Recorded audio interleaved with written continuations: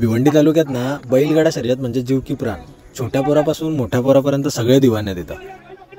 Actually मी गेलतो खडवलीला. येता येता बघितलं तर आपल्या इथं बैलगाडा शर्यतीचा पट्टा. लगेच फिरलो तिथून दादू बोलून शूट घेऊ इथं. बैल तिकडनं धावत येणारच. पूर्ण शर्यतीचं मैदान आखलेलं आहे पार त्या कॉर्नर पर्यंत.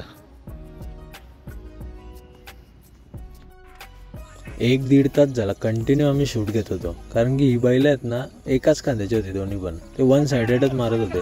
पहिला ट्राय अटेम्प्ट फेल, दुसरा फेल, तिसरा फेल. फायनली ना त्यांनी दुसरी बैल जोडी आणली. ही म्हणजे दोन्ही खांद्याची. डावा लावा उजवा लावा मैदान गाठणारच.